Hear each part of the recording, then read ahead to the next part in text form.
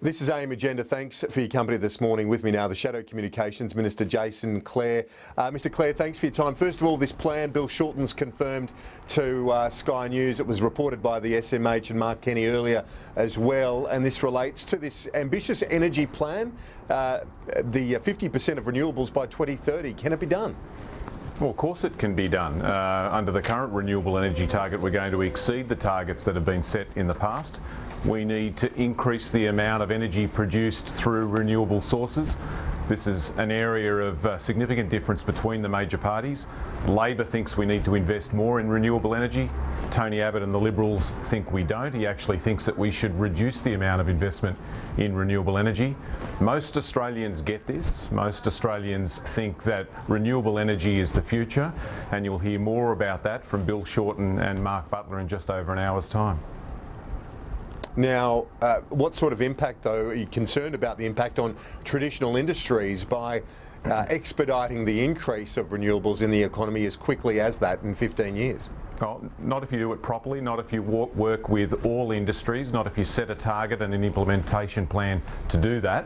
And that's what Labor will do. You'll hear more about that in the next hour and more about that over the course of the weekend at the Labor Party conference.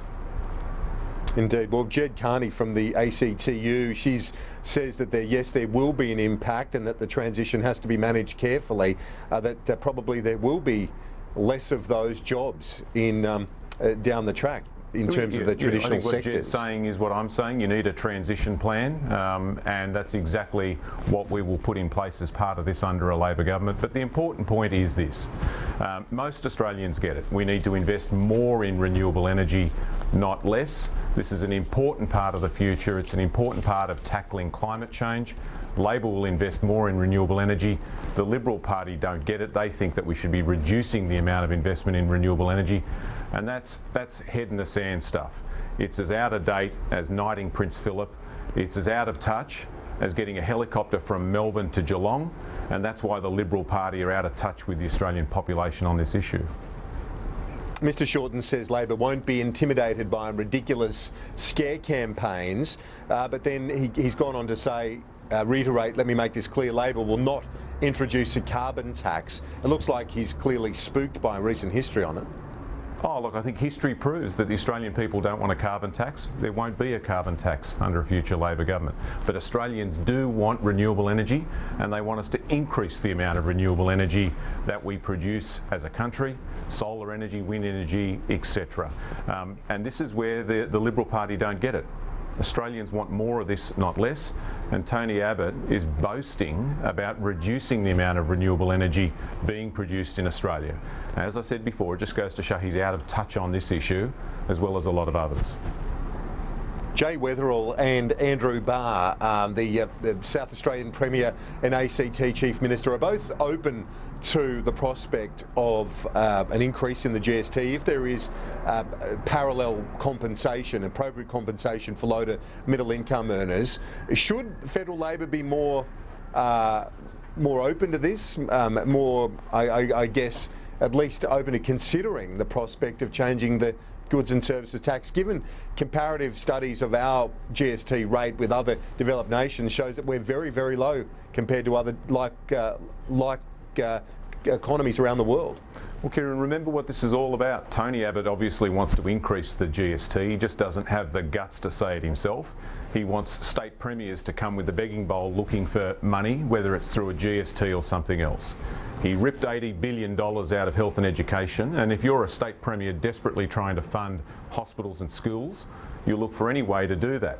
Labor's view at a federal level is this, that there are fairer ways to do this than increasing the GST. There was a report came out last week that looked at the federal budget and how it affected electorates across the country, and it looked at the 10 suburbs hardest hit in Australia. 5 of those suburbs are in my electorate, one of the poorest electorates in the country, hardest hit by Tony Abbott's budget and his policies. A GST going up from 10 to 15% would just make that worse, and that's why Labor's saying tax reform's needed, but it shouldn't be a tax that hits poor people. There are fairer ways to do this, including tax reform to superannuation and multinational corporations. But that's not going to cut it, is it, in terms of the broader reform that's necessary? And if you have the billions coming in through an increase in the rate of the GST, and that pays for compensation at the lower end. Why is that not acceptable to Labor, given we saw a comparable situation with the GST, a regressive tax, but you made up for it with compensation? Now, and I'll believe it when I see it, when they say that it would compensate poor people. There's a report in Fairfax today, Kieran, I think in the Sydney Morning Herald, as well as the Financial Review, that says that if you do it in this way, you don't actually get the funds to fund health and education, or at least you don't get to the point that you need to anyway. So there are problems with that as well. Superannuation reform, multinational tax reform won't give you the funds in their entirety, but it's a start. And when Labor says, here's some tax ideas, what's Tony Abbott's response? Instead of seriously looking at them, he's just rejected them out of hand. Now, you alluded to the Speaker's Choppergate issue before. She's now repaid the money. The Prime Minister said she's on probation. She's still copping it over some of the expenses that she has publicly declared now. That she's the criticism continues even on expenses that she has been very open about. Is it time to call an end to this and say, OK, she's paid it back, she's on probation, let's move on? Well, look, my view is that she should resign. There are Liberal members of Parliament telling me privately she should resign. She's a terrible distraction for Tony Abbott and their agenda. At the very least, she should stand aside. That's what Tony Abbott demanded when a previous Speaker broke the rules when it came to entitlements. Tony Abbott said they should stand aside while there's an investigation. That's the same test he applied a couple of years ago. He should apply now.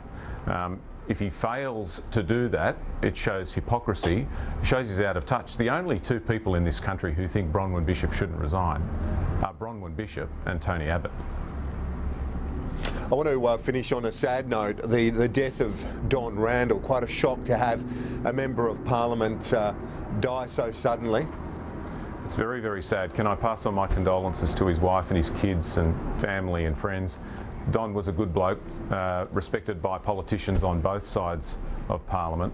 A straight shooter, he told you what he thought. Sometimes you didn't agree with it, but you always, as people have said today and last night, you always knew what Don thought. And at 62, it's a reminder of just how short life is. Too young to die, and Vale Don Randall. Indeed. Jason Clare, thanks so much for that, and our commiserations to his wife and two children as well.